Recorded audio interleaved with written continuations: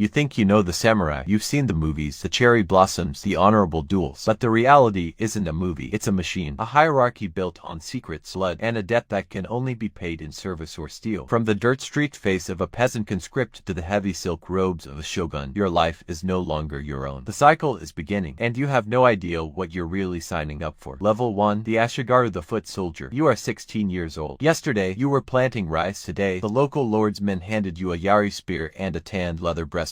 You are an Ashigaru. Like the Ganero on a cartel corner, your job is simple. You watch. You stand in a line of 500 others, a human wall designed to stop a cavalry charge. The air smells of wood smoke and fear. You don't get a horse. You don't get a name that anyone remembers. You get 30 seconds of warning before the enemy hits your line, 30 seconds to decide if you'll stand or run. You're making more in rice rations than your father made in a year, but the price is astronomical. If you fall asleep on watch, you don't get a reprimand. You get a blade to the throat. Level 2. The Musha Shujyo, the trainee. You survived the first campaign. You showed you wouldn't run. Now, you've been accepted into the clan's formal training program. Welcome to the farm of the 16th century. For the next 5 years, this dojo is your home. You wake up at 5 a.m. You practice the same overhead strike until your palms bleed and your muscles scream. You're learning tradecraft, warrior tradecraft. You learn how to spot an ambush in the tree line, how to read the patterns of a bird's flight that civilians miss. You learn the four motivations of your enemies: money, ideology, coercion, and ego. If you crack under the pressure, you're out. The washout rate is high, and those who fail don't just go home, they become ronin, ghosts in their own land. Level 3. The samurai, the case officer. You are now a sworn vassal. Your first posting is a border garrison in a province that's still figuring out if it's an ally or an adversary. Officially, you are a minor land steward. Unofficially, you're a spy. Your real job is to recruit assets, local village heads, disgruntled monks, or a merchant who travels to places your lord's banners can't go. You find their pressure point. Does the village head have gambling debts? Is the monk angry at his abbot for a personal slight? Your first recruitment takes months. You buy them sake, you become their friend, you loan them favors. By the time they realize they are feeding you the enemy's troop movements, they owe you their life. You file your reports to your commander. They are pleased. Level 4. The Hatamoto, the bannerman. You've been promoted. You are now a Hatamoto bannerman. You sit in the right rear of the turret of the clan's military machine. You are responsible for everything: the men under your command, the tactical decisions, and the mission. You no longer just fight. You manage the radio nets of the battlefield, smoke signals, conch shells, and runners. You evaluate the terrain. You decide when to charge and when to stay in defilade behind the wooden shields. Your decision to fire the archers or advance the cavalry determines the survival of 50 human beings in real time, with no opportunity for consultation. You carry more weight than any officer of your time. Level 5. The Karo, the elder station chief. You've been in the field for 20 years. Your body is breaking down. A shoulder that dislocates if you move it wrong from a fall in a mountain pass. Knees that ache every morning from too many years in heavy armor. The doctors tell you that you can't do field work anymore. You are now the Karo, the clan elder. You are the senior intelligence officer for the entire province. Every operation, every asset, every piece of intelligence flows through you. You manage hundreds of local informants. You meet with the Lord every morning to coordinate with the diplomatic mission. The politics are exhausting. Washington, or in your case, Kyoto, wants results. You approve operations that could start a civil war if they go wrong. You sleep for hours a night. Your kids don't really know you. They only know the person you pretend to be. Level 6. The daimyo, the division director. You run the entire division now. You walk past the memorial stones of the 139 warriors who died under your command. Hundreds of officers report to you. Billions in black budget rice and gold flow through your accounts, wealth that officially doesn't exist. You brief the shogun on covert operations. You sit in the situation room while decisions are made that will never be acknowledged in the history books. You sign off on activities that would be war crimes if anyone ever found out. You testify before the imperial court, giving answers that are technically true but carefully incomplete. You give the higher-ups plausible deniability. The machine runs on secrets and blood, and you are the one who keeps it running. Level 7. The ghost, the retired legend. You retire after 30 years. 30 years of operations that never happened. 30 years of assets recruited, betrayed, and sometimes killed. There's a small ceremony in a quiet garden. Your lord gives a speech about sacrifice and the price of freedom. You move to a house far from the capital. You don't have many friends. The people you worked with are scattered or dead. You can't explain the scars. You can't explain why you wake up at 3 a.m. and walk the perimeter of your property looking for threats that aren't there. You are a ghost. You did things that your country needed, done things that would horrify most citizens. And when you die, there will be no name on your stone, just a symbol. One more anonymous sacrifice in a war that never ends. But somewhere, in a small village, a young man is picking up a wooden sword for the first time. He's dreaming of adventure. He has no idea what he's really signing up for. The cycle begins. Subscribe for more.